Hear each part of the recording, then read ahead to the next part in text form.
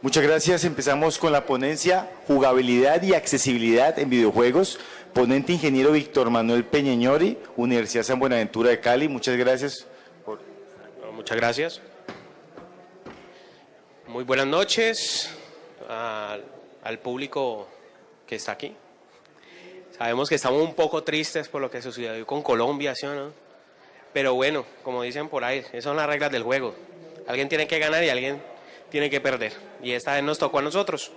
Pero bueno, seguimos adelante y hay que hacerle barra a James para que saque el Balón de Oro como goleador del Mundial. Bueno, pero por ahora vamos a seguir con un tema que se está manejando últimamente en el área de los videojuegos y en la industria de los videojuegos, que se llama la jugabilidad y la accesibilidad. ¿Listo? Son dos temas que se están manejando actualmente para el mejoramiento de los videojuegos y además para poder hacer un poco más accesible y más fácil de usar para las personas que no pueden o como personas con limitaciones en su cuerpo a nivel visual, de movilidad y todo eso. Vamos a ver algunos ejemplos con lo que se ha venido investigando. Se ha venido trabajando en la Universidad San Buenaventura con el grupo LIDIS y los muchachos del semillero de videojuegos. Se ha hecho un estudio preliminar del estado del arte de algunos avances que se están trabajando a nivel de jugabilidad y accesibilidad. Inicialmente el índice o lo que yo les vengo a traer hoy, vamos a trabajar un poco el contexto de donde sale todo este término de jugabilidad y el término de accesibilidad. ¿Listo? Nos vamos a dar cuenta que eso nace inicialmente de los sistemas, de las máquinas, de los computadores o los ordenadores. ¿Listo? Y se están trayendo al área de videojuegos porque igualmente es del mundo del software, de las ciencias de la computación, como todos lo conocemos. Vamos a hablar de la jugabilidad ya como definición, qué es lo que debemos tener en cuenta, qué podemos medir en el momento de que vamos a probar un videojuego que sea jugable. Hay algunos ítems, unos términos que podemos tener en cuenta. Y finalmente vamos a hablar de la accesibilidad en videojuegos y vamos a comentar algunos casos de éxito existentes que se están trabajando actualmente. ¿Listo? Bueno, inicialmente los hombres tienden a transformar todo lo que tenemos a beneficio de él. ¿Listo? ¿Para qué? Para adaptarlos para poder realizar tareas, ¿ok? Las tareas de forma más fácil, más eficiente, con mayor eficacia, con mayor agilidad, ¿listo? Adaptan todo eso para hacer las cosas mejor, ¿ok? Pero muchas veces esas cosas que se adaptan no las adaptan bien, porque de pronto no se tienen en cuenta factores que vienen de los mismos usuarios a los que va dirigido el producto. ¿Listo? Entonces podemos encontrar productos que están bien o productos que están erróneos. Entonces, cuando nosotros trabajamos los productos de hardware y software, hay que tener en cuenta algo muy importante para que tengan éxito: los factores humanos. ¿Listo? Todo lo que nosotros tenemos como usuarios o como personas. ¿Listo? Todas nuestras habilidades, nuestro desempeño, nuestra parte cognitiva, nuestra parte de destrezas, ¿ok? Todo eso hay que tenerlo en cuenta en el momento de trabajar el desarrollo de la ingeniería de software o del desarrollo de software que se está trabajando últimamente. Bueno, ¿qué es lo que tratamos entonces finalmente con los videojuegos? Los videojuegos son parte de los sistemas interactivos. Todos conocemos que un sistema interactivo es con el cual podemos nosotros trabajar y generar nuevas cosas, una nueva comunicación, una intercomunicación entre hombre y máquina, poder intervenir en ese proceso, en ese flujo de la información que hay entre esos dos entes. Entonces, en los videojuegos sucede algo muy parecido, pero con un fin distinto. ¿Listo? Entonces, finalmente, se vienen a aparecer términos como la interacción. Entonces nos dice, la interacción es la acción que se ejerce recíprocamente entre dos o más objetos. ¿listo? O entre personas y objetos, objetos con objetos, ¿listo? Vienen a aparecer términos nuevos, comunicaciones ubicuas, comunicaciones hombre-máquina, máquinas-máquinas, ¿listo? Para generar unos nuevos trabajos, unos nuevos desarrollos colaborativos entre ellos y generar una comunicación.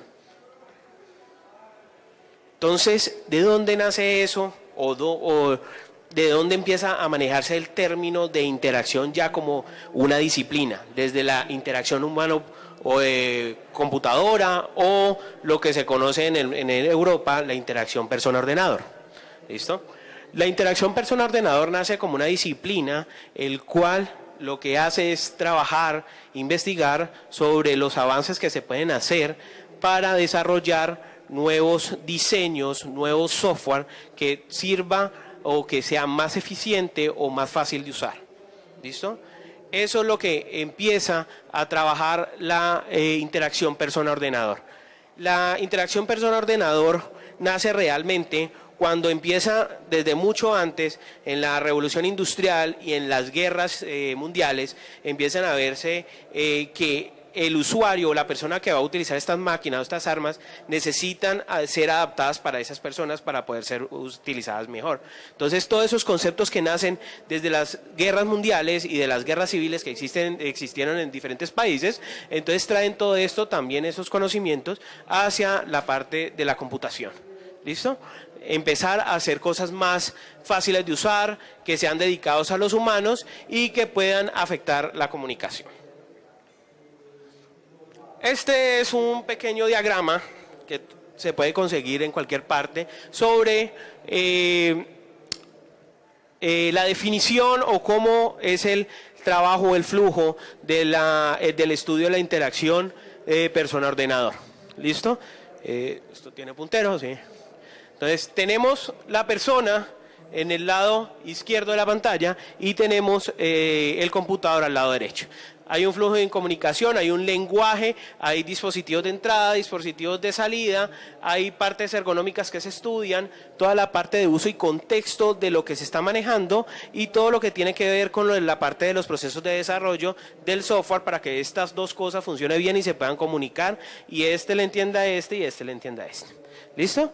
Entonces, de ahí nace parte la interacción humano-computadora. El HCI o la HIPO viene con unos campos relacionados. Eso es un trabajo multidisciplinario, es un trabajo que intervienen muchas personas. Entonces tenemos, por ejemplo, todas las partes de la ingeniería de software, programación, diseño, ergonomía, antropología, sociología, psicología, inteligencia artificial. ¿Listo? ¿Quiénes son ingenieros de sistemas aquí? ¿Todos? Bueno, unos cuantos, los demás somos de multimedia. Bueno, entonces, nosotros estamos relacionados más o menos con estas 4 áreas. ¿Listo? Junto con los de multimedia y los de sistemas, estamos relacionados con estas áreas. Estas áreas son las más delicadas en donde tenemos que buscar la gente porque nosotros no sabemos de esto. ¿Sí o no? Entonces, hay muchas técnicas en estas partes que nos ayudan a nosotros a hacer estudios de los usuarios a los que vamos dirigiendo el producto. ¿Listo? Por ejemplo, desde la antropología, los estudios etnográficos que nos ayudan a nosotros a poder investigar o saber caracterizar a los usuarios a los que le vamos a dirigir el producto. ¿Listo? El estudio etnográfico nos invita a irnos a ese sitio en donde están los usuarios y empezar a experimentar lo que ellos viven, saber qué es lo que ellos trabajan, cómo utilizan sus herramientas, qué tareas realizan. ¿Listo? Ponernos en el lugar de ellos. Eso es lo que nos invita a trabajar la parte antropológica y nos ayuda con ciertas técnicas. Dentro de los objetivos finalmente de la interacción persona-ordenador podemos ver que es la mejora de la seguridad, la utilidad, la efectividad, la eficiencia y la usabilidad de los sistemas interactivos. ¿Listo? Todo lo que tiene que ver con esa comunicación entre el humano y la máquina, poder hacer esas tareas y las funciones mucho más fáciles, con una curva de aprendizaje mucho más pequeña, que no nos toque pensar mucho cuando vamos a hacer una cierta tarea con un cierto dispositivo o cierta máquina o cierto software. ¿Listo? Y nos vamos a dar cuenta que cuando estemos hablando de la parte de videojuegos, muchos de estos conceptos cambian. ¿Listo? En los sistemas interactivos, adelantando, en los sistemas interactivos es más eficiente tener una curva de aprendizaje baja. ¿Ok? No podemos hacer que el usuario piense tanto al hacer cierta tarea. ¿Listo? Pero en los videojuegos es al revés. La curva de aprendizaje de los videojuegos tiene que ser alta para que el jugador o el gamer pueda adquirir nuevas destrezas y nuevas habilidades para poder hacer el 100% de su juego. ¿Listo? Entonces en los videojuegos tenemos que encontrar una curva de aprendizaje más alta que en la de los sistemas interactivos. Entonces hay cosas que no podemos medir igual. Entonces, por eso mismo viene el estudio de la jugabilidad como cosa aparte y no como parte de la usabilidad. O parte de la parte que veníamos hablando, la parte de utilidad, de efectividad y eficiencia, porque esos términos se manejan distintos. Otro objetivo que se maneja en la interacción persona-ordenador son todos los factores psicológicos, ergonómicos, organizativos y sociales. ¿Por qué todos esos términos? Porque es que la persona que está allí detrás de los sistemas interactivos es una persona que tiene sentimientos, emociones, que ha aprendido de una sociedad, que pertenece a una organización, que tiene factores psicológicos que pueden afectar su parte cognitiva, su parte del aprendizaje. ¿Listo? Entonces todo eso es importante en el estudio de la interacción persona-ordenador. Aquí podemos observar algunos componentes existentes que están vinculados con el HIPO o el HCI. Tenemos al usuario, tenemos el dispositivo y el puente principal de esa comunicación la conocemos como interfaz gráfica de usuario, la GUI. ¿Listo? Esa es la parte que realmente le interesan a los usuarios. Lo que nosotros hagamos aquí por dentro, a ellos no les importa ni cómo funciona. A ellos les importa lo que ven ellos aquí y que lo que ellos ven aquí funcione. ¿Listo? Entonces imagínense para un jugador que ver unos gráficos bien horribles en su televisor, ¿qué puede causar eso? Un aburrimiento absoluto y puede ser el mejor juego del mundo. ¿Listo? Aunque he visto juegos que los están haciendo últimamente para consolas de última generación, pero que son en píxeles. ¿Listo? Son todos cuadrados los muñecos, pero simplemente la historia hace que esto sea diferente para el jugador. ¿Listo? Pero entonces, con los jugadores debemos tener cierta flexibilidad en el momento de poder analizar esa jugabilidad. ¿Listo? Como decía, es importantísimo diseñar todas las interfaces que nosotros hagamos, tanto para sistemas interactivos como para videojuegos, pensando en los usuarios. ¿Listo? La facilidad de que ellos puedan utilizarlo y puedan aprenderlo fácilmente, valga la redundancia, y que pueda realizar todas las acciones de la mejor forma posible. ¿Listo? Podemos encontrar actualmente diferentes paradigmas de interacción en los cuales podemos ver la interfaz gráfica de usuario, la GUI, en donde el usuario interactúa con el computador e interactúa con la realidad de forma independiente. Tenemos la realidad virtual, en donde hay una inmersión del usuario en un mundo virtual dentro de un mundo real. O sea, no es que haya cosas del mundo real afectando el mundo virtual, sino que obviamente esa virtualidad hace parte de una realidad. Nos ponemos unos gafas, los óculos que están allá afuera, ¿cierto? Pero estamos parados en el Centro de Eventos Valle del Pacífico, pero las gafas nos llevan a otro mundo, ¿cierto? Entonces estamos sumergidos en dos realidades. Tenemos la computación ubicua, conocida también como esa computación que puede estar en cualquier momento, en cualquier lugar, dependiendo del contexto, ¿cierto? En donde todas esas máquinas pueden interactuar al tiempo con el usuario y entregarles información. Y tenemos la realidad aumentada, la cual involucra objetos del mundo virtual al mundo real. ¿Listo? En donde nosotros podemos llegar y en cualquier momento yo llego y saco mi celular y yo, uy, ahí veo un fantasma, pero ella no se da cuenta porque no lo ve, yo lo estoy viendo por mi celular. ¿Listo? Entonces esa realidad aumentada se involucra con la realidad, pero a través de unos dispositivos de interacción. ¿Listo? Entonces empiezan a aparecer entonces los términos interesantes. El primer término que vamos a conocer es el término de la usabilidad. Entonces esa usabilidad viene desde lo que yo haga con ese software interactivo, desde los factores como la parte del aprendizaje, la parte en que se comprende el software y lo satisfactorio que puede estar un usuario al utilizar ese producto de software o ese dispositivo. ¿Listo? Entonces la usabilidad lo que nos invita es ¿a qué? A hacer productos que sean eficientes, eficaces, fáciles de usar para el usuario y pueda hacer las tareas que él necesita hacer. ¿Listo? Por eso se dice esto, si ustedes ven acá, esto está consignado dentro de la ISO, que son los factores de calidad. Actualmente muchas empresas de software no hacen caso omiso de esto y viendo que esto está dentro de los factores de calidad para cualquier producto de software. ¿Listo? Entonces hay que tenerlo en cuenta ahora que se está pidiendo mucho esto. ¿Qué podemos ver dentro de la usabilidad? Toda la parte de efectividad, eficiencia, satisfacción del usuario, el aprendizaje y la seguridad de poder hacer las cosas como deben ser. Otro término interesante que aparece entonces es la parte del diseño universal. ¿Listo?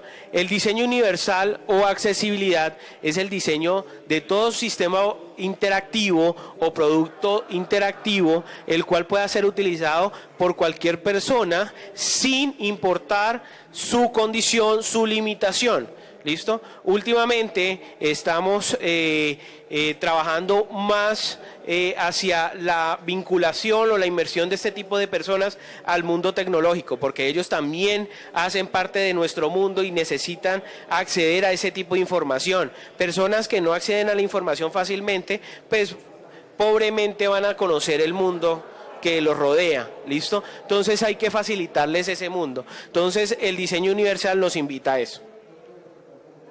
Otro término, la experiencia de usuario. Y vamos a ver más adelante cuando hablemos de jugabilidad que existe la experiencia de jugador. ¿Listo? Entonces la experiencia de usuario nace de todas esas emociones, sensaciones, sentimientos, respuestas hacia el uso de un producto. ¿Listo? Un producto interactivo. Cualquier tipo de producto, si estamos utilizando Office y en ese momento nosotros vamos a buscar el guardar, pero no sabíamos que cambiaron el botón de archivo y lo cambiaron por un botón de la ventana de Office, entonces difícilmente nos vamos a dar cuenta que lo que sucede nos va a generar frustración y vamos a botar al Office para la... ¿Listo? Entonces, ¿cuáles son las partes que hay que tener en cuenta en la experiencia de usuario? La parte de utilidad. ¿Listo? ¿Qué tan útil es el producto que yo le estoy ofreciendo? ¿Qué tan útil es para realizar las funciones que él pretende hacer? Toda la parte utilizable, toda la parte deseable, toda la parte de facilidad para encontrar las cosas que él necesita, toda la parte creíble, o sea, que él pueda acceder fácilmente a esas partes en donde él cree que están las cosas. ¿Listo? Que si yo le ofrezco en un vínculo, por ejemplo, en una página web, un vínculo que dice productos, que él cuando se meta a productos, él crea que los productos están allí. ¿Listo? Y toda la parte accesible. Presentarle la oportunidad a las personas que puedan acceder a esas partes. Vale recordar que no solamente la accesibilidad es para personas que tienen limitaciones, por ejemplo, visuales, motoras, cognitivas, auditivas, sino que en cualquier momento nosotros podemos tener una deficiencia. Por ejemplo, las personas que tienen anteojos tienen deficiencia visual, que los anteojos les ayuda a ver mejor, pero llegan y quiten las gafas a ver si pueden manejar igual el computador como si no las tuvieran, ¿sí o no? Ah, bueno, entonces nosotros en cualquier momento podemos ser personas normales, pero podemos sufrir cualquier limitación, nos podemos caer en un momentico aquí con un cable de estos, torcernos un tobillo y empezamos a caminar mal, empezamos a tener problemas de movilidad. ¿Cierto? Entonces, no solamente es pensar en la parte accesible para esas personas que tienen alguna limitación total, sino también parcial. ¿Listo? Importante la parte que se maneja son las emociones. Esas emociones pueden afectar la forma en cómo un usuario puede ver un producto. ¿Listo? Si las emociones están por este rango de acá, tristeza o, bueno, está un poco disgustado, serio, nosotros no podemos entregar un producto que lo termine frustrando más. ¿Listo?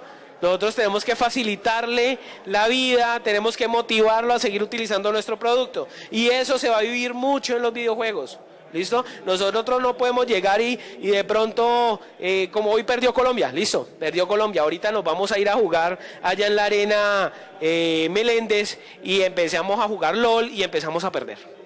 ¿Listo? Y empezamos a odiar LOL y entonces eso viene con un sentimiento amarrado de haber perdido Colombia y entonces empezamos a tener un disgusto con el producto y él no tenía la culpa de eso. ¿Listo? Entonces hay que tener en cuenta mucho las emociones. La parte estética es importantísima. La parte estética de todo producto, sea dispositivo, sea software, sea hardware, tiene que una parte muy importante. Yo, ¿por qué vengo a colación al iPod? Porque no solamente cuando hablamos de estética es porque sea bonito, ¿listo? Sino que también su componente de interacción sea agradable. Este simple hecho de cuando sale el iPod, este sistemita aquí que vemos nosotros en la mitad, nos facilitó la vida mucho a más de uno cuando adquirimos este sistema. La interacción era mucho más agradable que nosotros llegar con el MP3 y empezarle a hundir los botones y empezar a... No, eso era una cosa re complicada. Cuando empezamos a manejar esto, se nos arregló la vida. ¿Listo? Entonces, para intervenir un poquito en los juegos, el concepto de juego, entonces ya venimos viendo que el jugar es entretenerse, divertirse, tomando parte de los juegos sometidos a reglas. ¿Listo? Todo juego tiene una regla y hay que cumplirla. Hoy lo vivimos. Si el fútbol, alguien tiene que perder. Hoy nos metieron 2, metimos 1, entonces por regla, ¿quién gana? ¿Listo? Entonces esos son los juegos, ¿ok? Pero a partir de esas reglas también nosotros podemos generar motivación a los usuarios o no, ¿listo? Generar frustraciones o no, ¿listo? Otra definición un poco más amplia de los juegos es una actividad o ocupación voluntaria ejercida dentro de ciertos y determinados límites de tiempo, espacio, que sigue unas reglas libremente aceptadas por un grupo de personas para poder realizar la actividad. ¿Listo? Aquí vemos a nuestros jugadores de la selección, Cuadrado y Zúñiga, ¿cierto? Zúñiga. Armero. Cuadrado y Armero celebrando. ¿Por qué? Porque la motivación y la diversión es algo que dentro del juego nos ayuda a cumplir los objetivos del juego. Si nosotros alcanzamos los objetivos, la motivación a seguir jugando va a ser mayor, de seguir divirtiéndonos va a ser mayor. ¿Listo? ¿Por qué? Porque estamos cumpliendo los objetivos de forma divertida. Entonces, cuando Colombia empieza a ganar, ¿listo? Entonces empieza a divertirse y vimos a un Colombia diferente al de hace, ¿qué? 20 años, más o menos, o un poco más. ¿Listo? Empezamos a vivir un juego diferente, un juego más bonito. Entonces, ¿qué es un videojuego? Entonces, un videojuego se podría definir como un programa informático. Como les venía diciendo, un sistema de software, un sistema interactivo. ¿Listo? Esto pertenece al mundo de la informática, el cual a través de expresiones de diversión basado en interacción podemos hacer que una persona pueda ejecutar un videojuego a través de una máquina y empieza a divertirse, a cumplir objetivos. ¿Listo? ¿Qué elementos o características podemos ver dentro de los videojuegos? La experiencia de ser un héroe o protagonista dentro del videojuego, ¿listo? Eso es lo de los factores principales, aunque hay juegos en donde podemos ser el antagonista, ¿listo? Por ejemplo, Fable, ustedes recuerdan, algunos recuerdan el juego Fable, ¿listo? En el cual yo podría ser bueno o malo dependiendo de mis acciones, ¿sí o no? Entonces, si yo me volvía malo, me vuelvo el antagonista, ¿ok? Existencia de esas personas malas o antagonistas o jefes de nivel, o los retos ¿Qué me pone el juego para poder superarlo? Los desafíos. ¿Listo? Esos obstáculos que tengo que pasar para cumplir los objetivos. Otro elemento es la retroalimentación o la realimentación constante que existe en los videojuegos, en otorgarle a los usuarios lo que está haciendo su personaje o dónde está su personaje. Si yo presiono un botón, este personaje salta. Esa realimentación constante en tiempo real. ¿Listo? Crear un efecto inmersivo, importantísimo. Si un juego no crea esta parte de inmersión, no se vuelve interesante para un jugador. La parte de inmersión es la parte en donde el usuario debe creerse el cuento, creerse la historia, creerse que él está allí. Podemos ver la evolución de los videojuegos. Aquí más de uno va a reconocer algunas de las consolas que en su vida ha jugado, otros unas más nuevas, otras más viejas, pero principalmente pongo esta en la mitad porque de acá nace realmente un poco el avance de los videojuegos. El juego de tenis para dos o el famoso Pong, ¿listo? Que nace de un sistema de radar y que lo utilizan para jugar, ¿listo? Y de ahí empiezan a nacer, este fue el inventor del tenis para dos, este personaje que tenemos aquí, con su primera consola construida. Podemos ver todas las diferentes evoluciones que tenemos de las consolas. Tenemos la Super Nintendo o teníamos también por acá la Nintendo, la NES, de cuando sale al mercado, cuando esta sale en Japón, sale esto en Europa, en el cual pues los jugadores preferían jugar con teclado que jugar consola de videojuegos. Esos son los primeros gamers de PC que empiezan a salir en el mundo con este tipo de consolas. No me acuerdo, el Commodore, creo que se llamaba este primer sistema de videojuegos con teclado. Entonces, hay que mirar entonces cómo clasificamos los videojuegos, porque eso es parte importante de la jugabilidad, cuando empezamos a analizar la jugabilidad. ¿Listo? Entonces, los videojuegos los podemos dividir o por juegos individuales o por grupo. ¿Listo? Juegos en donde podemos jugar solos, podemos jugar con personas, pero a nivel competitivo. ¿Listo? Esos juegos de lucha, juegos de carreras, ¿listo? En el cual yo tengo que derrotar al otro. ¿Listo? Por ejemplo, LOL o League of Legends son grupos que pueden ser de estos dos. Son grupos cooperativos, que los cooperativos son un grupo de personas que se unen para una misión especial, pero al mismo tiempo son competitivos porque van y pelean contra otro grupo. Y los juegos colaborativos, los cuales al pertenecer a un grupo, yo puedo hacer misiones propias. ¿Listo? Me ayudan a resolver mis propias misiones de forma colaborativa. Hay muchos juegos así, ¿listo? Que yo llego, sobre todo los RPG, que ahora hay unos RPG que ya se conectan online, no los MMO, sino unos RPG de consola en el cual ya le hacen a uno ciertas misiones que puede llamar compañeros para que les ayuden a resolverlas, ¿cierto? Podemos también clasificarlas según su contenido. Entonces, juegos intrínsecos, que son aquellos juegos que tienen toda su parte de interacción o toda la parte de respuesta desde el interior del juego. Todo lo que tiene que ver con la interacción, lo que tiene que hacer el usuario, viene de esas tareas o acciones que le ofrece el juego al jugador. ¿Listo? Las extrínsecos, lo que tiene que ver con reacciones que vienen del exterior para que el usuario pueda hacer las actividades o cumplir los objetivos. Juegos de ritmo propio y juegos de ritmo propio que se adaptan al ritmo de los jugadores y van siendo consecuentes a lo que va sucediendo con el jugador. Por ejemplo, si nosotros hablamos de World of Warcraft, en el cual los jugadores, dependiendo de su ritmo, así van aumentando el nivel o las habilidades de su jugador en el transcurso del tiempo. Si jugaba mucho, pues obviamente el ritmo de superación del personaje iba a ser mucho mayor a los otros que jugaban esporádicamente. Y de ritmo externo, juegos que dependen de situaciones que suceden a nivel externo del jugador o del juego en sí. ¿Listo?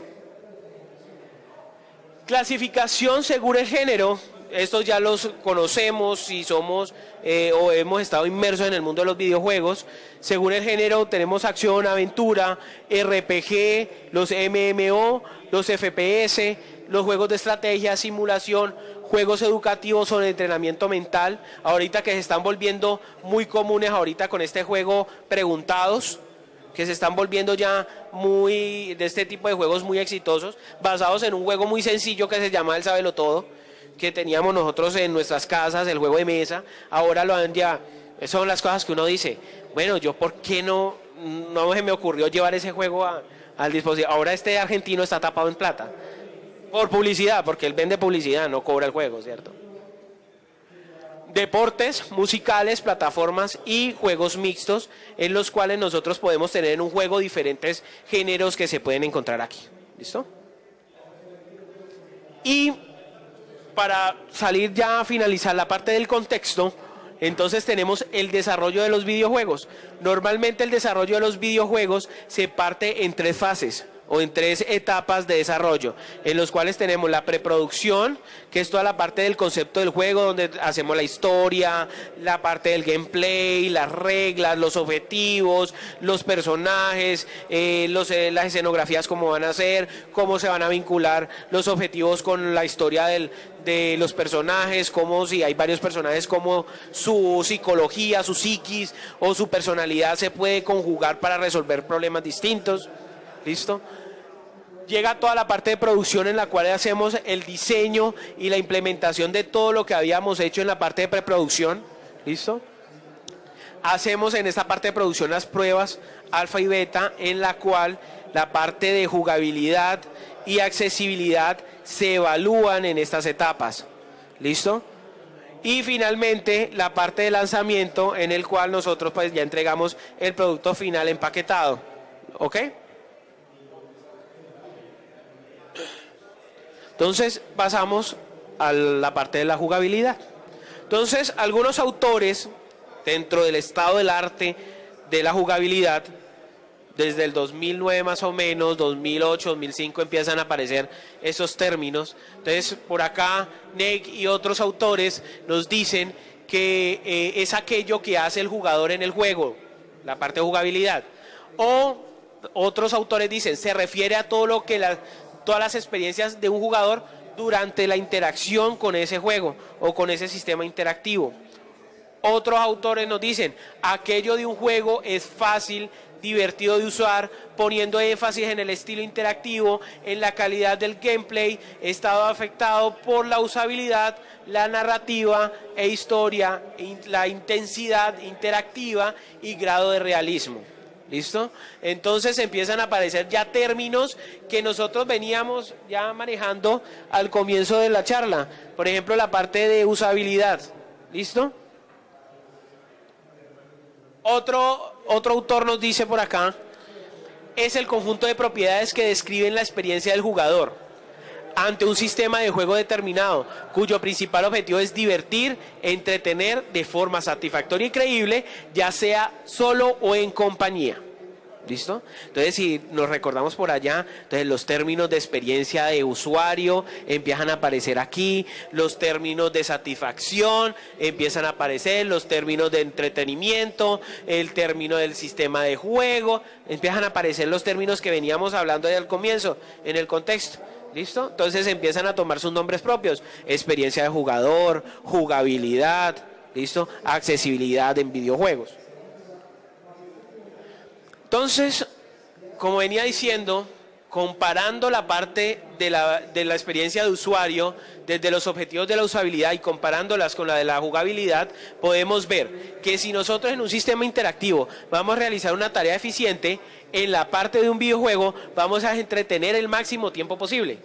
¿Listo? Entonces mire que empiezan a aparecer cosas que, si estamos hablando de lo mismo, ¿por qué son tan diferentes? Entonces, si yo quiero hacer una tarea de forma eficiente, eso lo que me quiere decir es que la tengo que hacer en el menor tiempo posible, de la mejor forma posible. Pero cuando estamos hablando de experiencia de jugador, entre más tiempo me divierta el juego, es mejor. ¿Listo? Entonces empiezan a cambiar los términos y empiezan a decir, uy, vea, pero es que estos manes acá se contradicen, entonces eso no tiene que ser igual. Pero bueno, Eso es lo que vamos trabajando dentro de la parte de la jugabilidad. Por ejemplo, recompensa externa, trabajo realizado. Recompensa interna, la diversión. Reducción de carga de trabajo, incremento de mecánicas y metas del juego.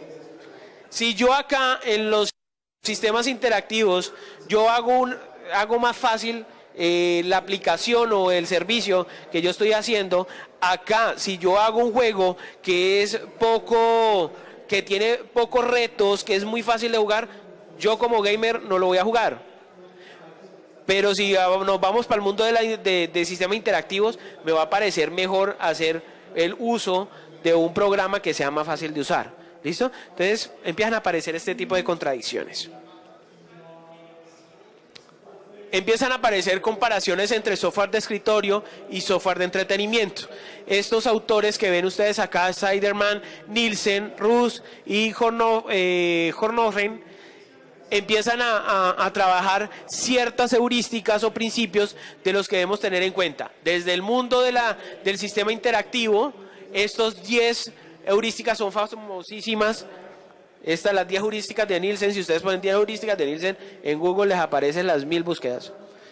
Y estas son las que se están utilizando actualmente para el desarrollo de videojuegos con alto nivel de jugabilidad. ¿Listo? Pero que nacen de una u otra forma de estos dos de acá. Empiezan a aparecer nuevos modelos que invitan al desarrollo de videojuegos jugables, en donde aparecen, por ejemplo, la triada de la jugabilidad. Rowling y Adams proponen un modelo en el cual está partido en tres aristas, en las cuales yo tengo el núcleo o el mecanismo de juego, la historia y la narrativa de ese juego y la interactividad de ese juego. ¿Listo? Entonces esos 3 puntos desde ese punto de vista son lo que podrían hacer para estos dos autores el modelo de jugabilidad. Otro, Sinderman, en el 2004 propone unos elementos para interfaces más divertidas, en las cuales él propone el uso de metáforas, de contenido, de gráficos atractivos, de animaciones y de sonido que haga partícipe o sumerja al usuario dentro de los juegos. Otro autor, G, en el 2004, propone esta pirámide en donde ya empiezan a aparecer los términos de usabilidad como capa de la jugabilidad. ¿Listo? La capa de usabilidad, la capa de juego y la capa del género del juego. ¿Listo? Entonces se empieza a ver cómo primero vamos a trabajar toda la parte de eficiencia del juego, la utilidad del juego, después vamos a trabajar toda la mecánica que va a tener el juego, los objetivos, la narrativa y después, sí, dependiendo de todo esto, vamos a trabajar el género finalmente. Otros autores empiezan a trabajar entonces la jugabilidad no desde la parte técnica o la parte de lo que veníamos hablando de los diferentes, la parte de la preproducción más que todo, en donde se ven toda la parte de las narrativas y de la parte gráfica y todo eso, sino que empiezan a trabajar más la parte de las emociones de los usuarios. ¿Listo? Entonces empezamos a ver que este autor Norman propone modelos en el cual tenemos que tener en cuenta la parte visceral del usuario, esos acciones que son instantáneas o son esas acciones inmediatas, intuitivas del usuario al hacer cualquier acción dentro del juego. Si le ponen una especie de objetivo o una especie de reto, entonces ¿cómo reacciona a ese tipo de reto? La parte conductual, cómo sus habilidades y sus experiencias se ven afectadas dentro del juego y dentro del nivel del juego, y la parte cognitiva, cómo las experiencias y el aprendizaje externo contribuye a que él pueda resolver los objetivos y los retos dentro del juego. Otro modelo basado en las emociones, Mary Bain nos da esta axis o este plano cartesiano en el cual tenemos, si está insatisfecho pero excitado, podemos ver emociones como frustración, alarmado, molesto y confuso. Podemos ver si está satisfecho y excitado, sorprendido, emocionado, dedicado o encantado. Si ya nos encontramos un poco más en la parte inferior, en donde la parte de excitación del juego empieza a disminuir, entonces la parte de satisfacción es de tranquilidad, contenido, adormilado, relajado. Pero si no está excitado y está insatisfecho, se va a encontrar abatido, apagado, aburrido y distraído. Este es el lado que debemos evitar en todo juego. ¿Listo? Este puede ayudarnos en cierta forma a nosotros, porque en cierta forma en los videojuegos la frustración no es lo mismo como lo que nosotros vemos con los sistemas interactivos, que la frustración nos hace que perdamos el interés de un producto, pero en los videojuegos la misma frustración nos hace querer seguir retándonos. Por eso podemos ver que cuando nos ponen un reto y no la pasamos la primera vez, seguimos y no nos paramos del asiento hasta que lo pasemos, ¿cierto? O hasta que nos aburramos, lo primero que sucede. Otro modelo, el modelo de emociones y diversión que nos ofrece Lázaro, en el cual él trabaja 4 estados de la diversión, un estado duro en el cual el hard fun, en donde el cual el usuario quiere retar y quiere acabar con todo. El estado de facilidad en el cual todo es conseguido fácilmente, lo consigue, tiene habilidades, o sea, todos esos retos son fácilmente concluidos. Una parte en donde una diversión como persona, cómo se siente al poder cumplir esos retos, esos objetivos, y la parte seria del juego o de la diversión en la cual él se encuentra relajado.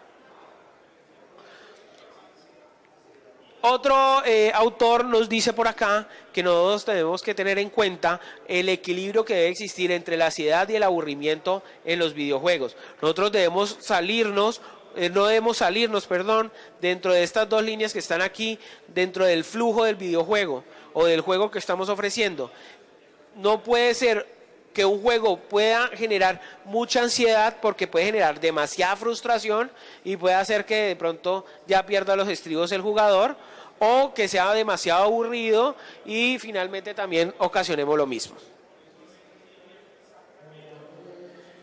Otros autores empiezan a meter cuestiones de la parte de usabilidad, en donde hace en todo momento testeo con usuarios en cada una de las fases, hace testeo con el gameplay, con la parte del juego, la historia del juego, la parte de los mecanismos, pero más importante, el concepto de la usabilidad dentro de los videojuegos, para que sean útiles y eficientes para los videojugadores. También empiezan a aparecer los conceptos de la jugabilidad dentro de los dispositivos móviles. Empezamos a ver que es importante en los dispositivos móviles todo lo que tiene que ver con el gameplay, todas las reglas de juego, cómo vamos a jugar, qué sistemas de interacción vamos a utilizar, cómo debe proceder un jugador. Toda la parte de la usabilidad del videojuego con los dispositivos móviles y cómo la movilidad puede afectar cualquiera de estas dos cosas.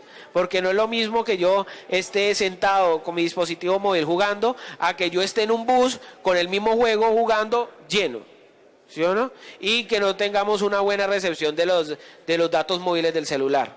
¿Listo? Entonces todos esos factores dependen para que estos dos fluyan bien.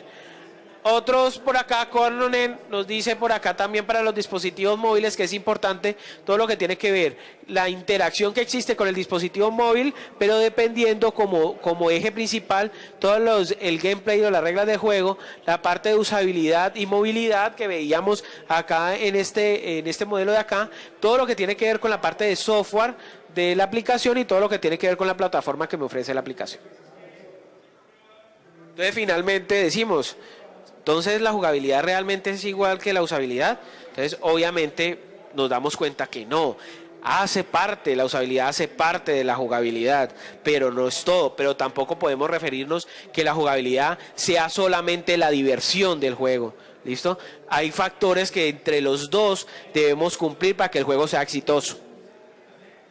¿Para qué? Para que finalmente nosotros podamos pasar de un jugador de este tipo frustrado aquí, Timmy Turner aquí jugando con su Xbox y está súper frustrado, a pasar a este tipo de jugador que con su Xbox está súper alegre acabando con Raimundo y todo el mundo. Entonces, ¿qué elementos podemos medir dentro de la jugabilidad? Podemos medir toda la parte de satisfacción, todo lo que tiene que ver con la diversión, el placer y la atractividad de ese juego, todo lo que tiene que ver con la satisfacción. Nosotros en algún momento estábamos hablando que la experiencia de usuario es muy importante, de que el usuario esté contento, sienta unas emociones al utilizar el producto, sea satisfactorio para él, cumpla sus expectativas. Dentro de los videojuegos también es lo mismo. Entonces podemos medir la parte, qué tan divertido fue el juego, qué tan placentero fue el juego, o qué fue lo que atrajo al videojugador a ese juego, qué es lo que le vamos a dar de atractivo. ¿Listo? Y todo eso depende de qué, de toda la parte de la historia, del gameplay, de los retos que pongamos, del personaje, de la psiquis de los juegos, de los avatares que nosotros utilicemos. El aprendizaje, todo lo que podemos medir en el aprendizaje, el conocimiento de juego, toda la parte de las habilidades, la dificultad, la frustración, la velocidad y el descubrimiento. Todo lo que tiene que ver con el conocimiento del juego lo podemos ver reflejado cuando un usuario, un jugador en un videojuego X lleva el juego descubierto el 90-60% en muy poco tiempo. Eso quiere decir que el juego es que tiene un alto aprendizaje. ¿Por qué qué? Porque esos juegos en los cuales generan retos secundarios y los videojugadores empiezan a utilizar esos juegos secundarios para agrandecer el videojuego o aumentar las habilidades de su avatar, hace que el juego sea mucho más divertido. ¿Listo? Entonces podemos medirlo a partir de la cantidad de nivel que haya superado, todas las habilidades que haya él adquirido en el juego. ¿Listo? Todo lo que tiene que ver con el aspecto de la habilidad. Eso, cuando yo veo la gente que juega Street Fighter o Mortal Kombat, que empiezan a hacer todos esos combos que uno los hace así rápido con los 4 botones, pero ellos lo hacen súper fluidos, ¿sí o no? Entonces, todas esas habilidades adquiridas dentro del juego los podemos medir. La dificultad debemos ser progresivos, no podemos entregarle una dificultad muy alta al jugador desde el principio, la dificultad debe ir aumentando, ¿listo? Y si el jugador a través de ese aprendizaje va superando esa dificultad, estamos haciendo un buen trabajo con el videojuego. La parte de frustración que yo les venía diciendo, hay cosas que de pronto la dificultad me puede generar frustración, ¿listo? Pero hace que esa frustración se rete continuamente el jugador. Y así podemos encontrar otros puntos como velocidad, que es la cantidad de cosas que podemos meter en el juego y que debe aprender el jugador, y todo lo del descubrimiento. Otra parte, la parte de efectividad. Qué tan efectivo es el juego, lo podemos medir desde la completitud, desde cómo un videojugador puede llegar a completar el juego y qué porcentaje lo tiene completado, y toda la parte de la estructura. Esta estructuración, hay un ejemplo muy claro por el Mario 64, en el cual más o menos cada 5 minutos tenías que cumplir un objetivo recogiendo una estrella, cada media hora te encontrabas un boss, cada 2 horas tenías que hacer un objetivo mucho más grande. Entonces esa estructura que nosotros hacemos de la historia o del gameplay del juego nos ayuda a mejorar esa jugabilidad.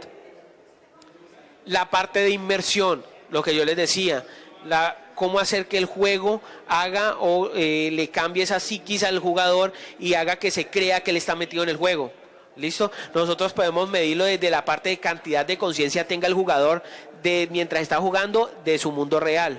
¿Listo? Si tiene mucha conciencia de lo que está pasando a su alrededor, es que estamos perdiendo el tiempo porque no está generando una alta concentración. ¿Listo? Pero si hay una mayor conciencia en que él está jugando en otro mundo y está participando como un rol más, entonces estamos haciendo un buen trabajo. En la parte del realismo es importantísimo. Cómo hacer un juego mucho más real para que se sumerja más el usuario. Entonces eso lo podemos medir.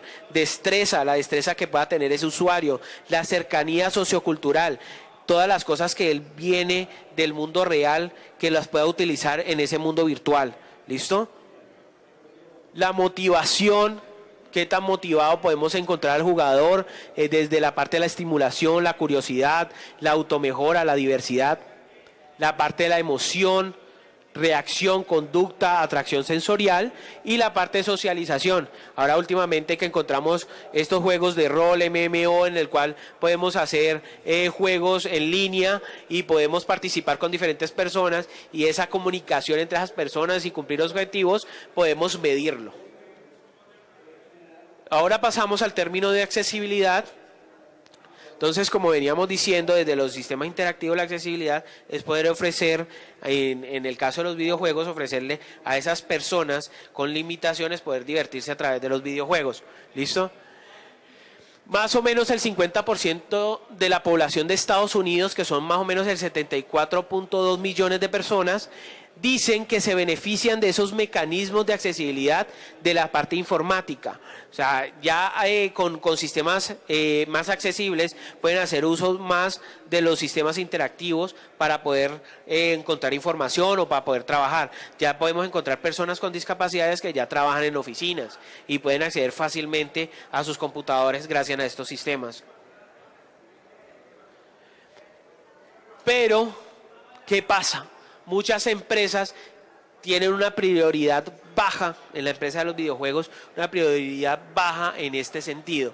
¿Por qué? Hay dos razones. Dicen que porque muchas veces las empresas desarrolladoras no son conscientes de la cantidad de los usuarios que pueden usar sus juegos.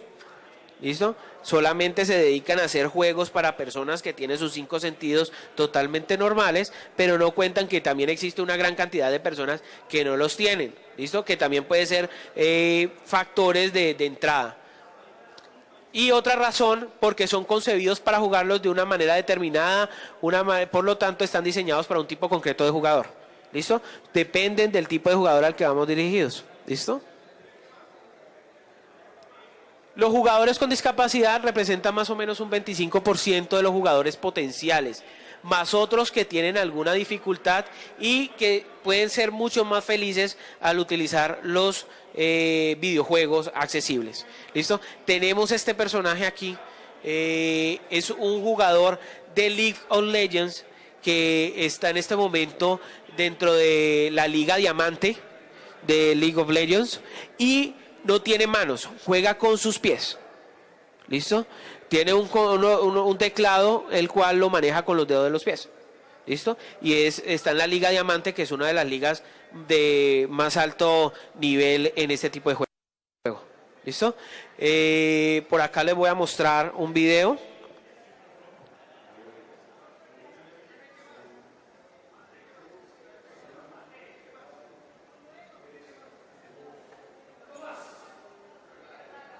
En donde él muestra cómo juega. Más por acá.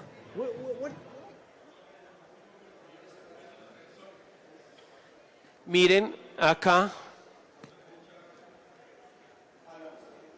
Estamos como con el internet intermitente. Bueno, acá se puede observar que él mientras está con su cámara tomando su rostro, hay otra cámara que le está tomando también sus pies y miren el teclado, él lo tiene allí y sus dedos se han adaptado de tal forma para poder jugar con ese tipo de teclado. ¿Listo? Estos no son unos pies normales, hay una adaptación, una parte, como dice la evolución darwinista, que los animales se fueron adaptando a su medio. ¿Listo? Entonces los videojuegos también pueden ser jugados por este tipo de personas.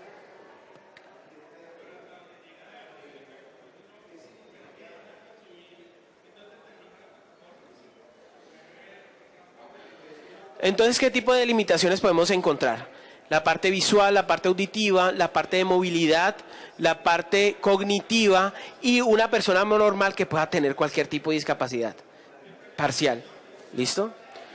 No hay que olvidar que un jugador usa el juego solo por entretenimiento y no para experimentar sensaciones de frustración o malas experiencias de jugabilidad. ¿Qué problemas podemos encontrar que disminuyen la satisfacción del juego?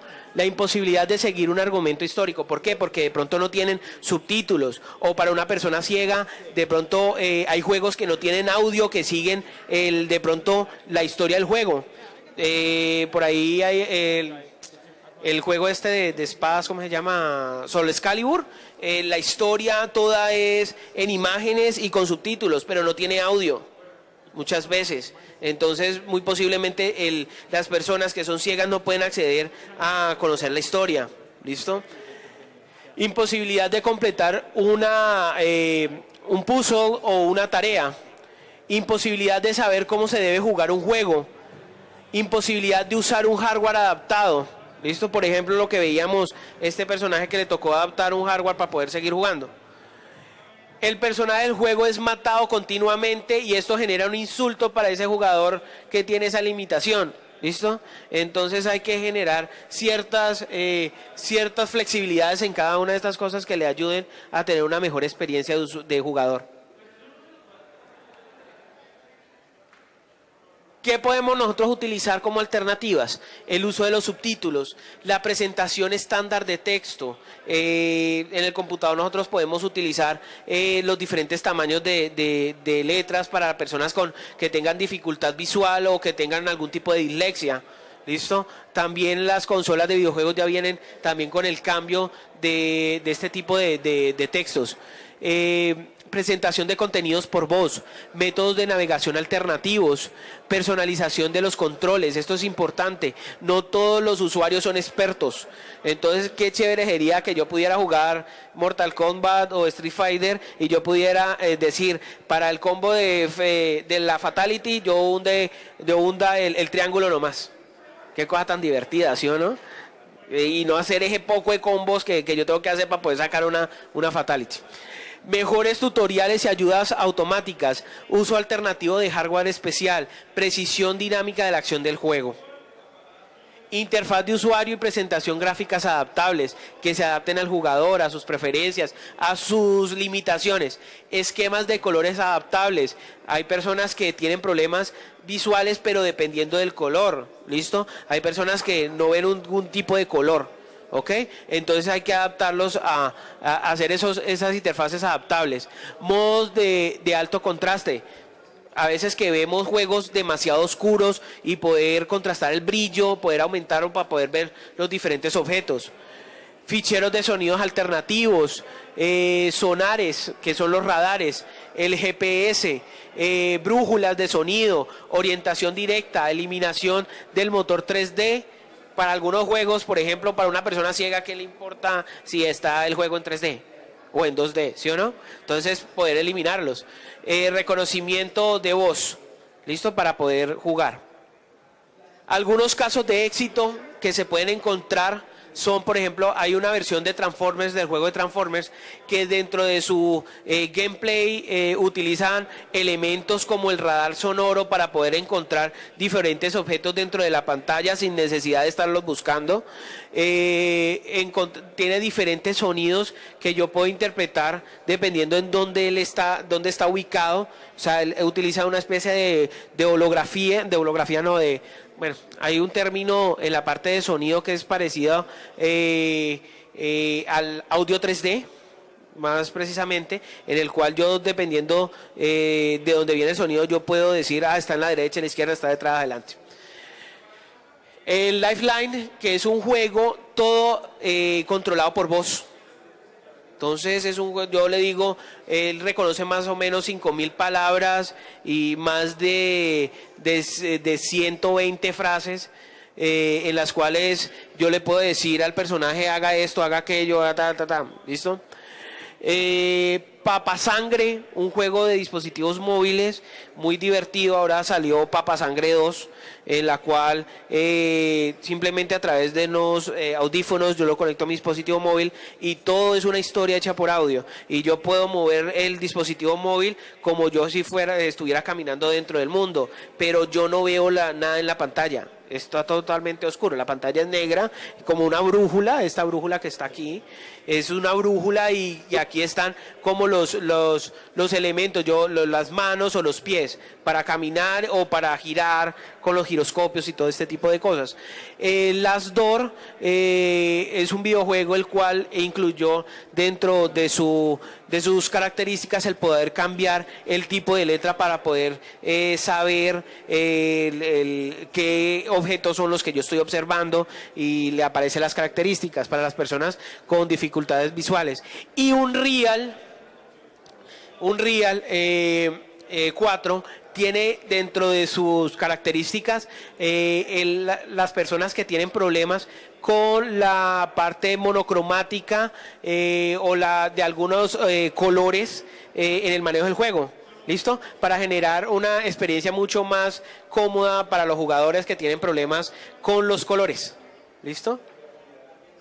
Esta página de acá, videojuegosaccesibles.es, es una página española que hace el estudio de todos estos videojuegos accesibles y empieza a poner dentro de su página cuáles son las características, qué premios han recibido, todo este tipo de cosas. Y nos podemos encontrar juegos que conocemos. Por ejemplo, en esta página está de Unreal, hablan de todo lo que hicieron en Unreal para este tipo de cosas. Hablan, por ejemplo, del de Walking Dead, del juego de Walking Dead de dispositivos móviles, que ya utiliza botones para poder generar la eliminación de los subtítulos en el momento indicado por el usuario. ¿Listo? No desaparecen inmediatamente que termina de hablar el usuario, sino que el usuario es el que dice en qué momento quita los subtítulos para seguir la historia. ¿Listo? Bueno, eso es lo que yo les traje para generarles un poquito de conciencia para los que trabajan en la parte de desarrollo de videojuegos o les gustaría trabajar en la parte de videojuegos. ¿Listo? Si tienen alguna pregunta, pues las podemos resolver acá. Igual ahí está mi correo electrónico, si desean apuntarlo para poder generar estos grupos de investigación o de desarrollo que podamos conversar entre todos y empezar a analizar diferentes metodologías de juegos. ¿Listo? Muchas gracias y espero que les haya gustado la charla.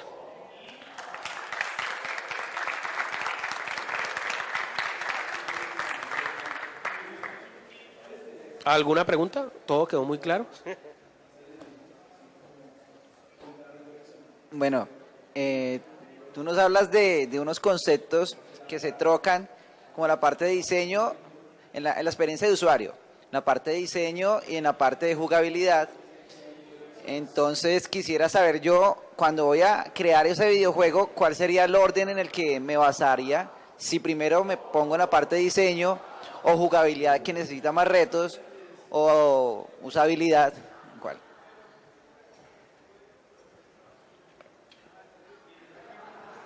Me imagino que tú te refieres cuando estamos en el modelo de desarrollo, en esta parte de acá, ¿cierto? ¿Tú te refieres a esta parte de diseño o lo que dices de parte de diseño es la parte de sistemas interactivos de escritorio, de experiencia de usuario, diferencia a la experiencia de jugador? ¿Sí? Bueno. Cuando hablamos entonces de experiencia de usuario, entonces estamos hablando de los términos pertenecientes a los sistemas interactivos, ¿listo? Los cuales son los que nos trocan con la parte de la jugabilidad o la experiencia de jugador, ¿listo? Para la parte de videojuegos no podemos pensar como los desarrolladores de software, ¿listo? Tenemos que pensar más como desarrolladores de videojuegos. ¿Por qué? Porque es que aquí hay una cosa distinta. Acá estamos trabajando conceptos creativos, conceptos de diseños, conceptos que están basados en una historia. En cambio, cuando nosotros desarrollamos sistemas interactivos, estamos desarrollando a partir de unos requisitos y unos requerimientos de un cliente que es externo o pueden ser los mismos usuarios. ¿Listo? En la parte de juego dependemos desde la historia. Si nosotros desarrollamos una buena historia, unos buenos objetivos o un buen gameplay, nosotros desde la parte de jugabilidad podemos tener en cuenta esos puntos que yo les dije que pudiéramos medir, en la cual nosotros ya cuando empecemos a diseñar cada uno de estos componentes, nosotros podamos evaluar, bueno, qué tan inmersivo puede ser esto que estoy realizando, qué tan creíble puede ser estos escenarios que yo estoy creando, qué tan importante es la cierta función que haga un personaje con respecto a los objetivos que él debe cumplir. ¿Listo? Entonces es más pensar en lo que nosotros estamos desarrollando como el concepto del juego para después diseñarlo, para que después nosotros podamos medir en estas sesiones de acá de las pruebas alfa y beta, podemos medir todos estos puntos que nosotros estamos viendo por acá más adelante. Esta parte de acá, todo lo que tiene que ver con esa satisfacción que nace de esa historia. Si nosotros los vamos más adentro de todo esto, nosotros estamos evaluando la historia, los gameplay, los avatares, los escenarios, los objetivos, estamos evaluando una cantidad de cosas, ¿listo? En cada uno de estos. Y eso se puede repetir dentro de cada uno de estos puntos. Nosotros podemos decir que la satisfacción la podemos medir también de la cantidad de mundo explorado, pero también la podemos hacer desde la parte del aprendizaje o la parte de la inmersión. Podemos evaluar también el mundo explorado, ¿listo? Entonces ese tipo de cosas. No sé si te respondí lo que querías, ¿sí? ¿Alguna otra pregunta? ¿Todo muy claro? Es que nos mostraste ejemplos de videojuegos. No sé qué tanto vaya el tema de lo que te va a preguntar, pero sabes de pronto de gadgets, ya hardware que se haya implementado para gamers con discapacidad. Bueno, hay de gadgets que se encuentren, son más los que, por ejemplo, en World of Warcraft uno podía encontrar en el mercado gadgets gratuitos en los cuales pudiéramos nosotros mejorar, por ejemplo, la visibilidad de ciertos componentes que nos podemos encontrar en el juego. Podemos, por ejemplo, dependiendo del tipo de jugador, podíamos nosotros, del tipo de avatar que nosotros utilizamos, podíamos tener ciertas características del juego. Para la parte de accesibilidad, eso ya los gadgets para lo que nosotros podamos bajar para cierto juego no existen en este momento.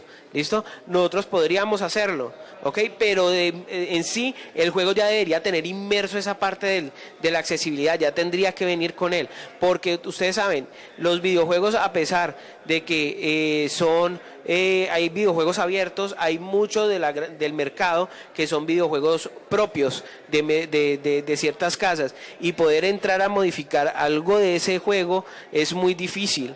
¿Listo? Entonces ya el equipo de desarrollo es el que tiene que generar ese tipo de sistemas accesibles para los jugadores. ¿Listo? Antes de desarrollar. Y eso, por eso, en la parte de acá, cuando nosotros estamos trabajando toda la parte del concepto del juego, eso debe estar aquí. La parte de accesibilidad. ¿Listo? Todo eso que vamos a hacer. ¿Alguna otra pregunta? ¿Listo? Bueno, muchas gracias y espero que les haya servido. Muchas gracias por la participación.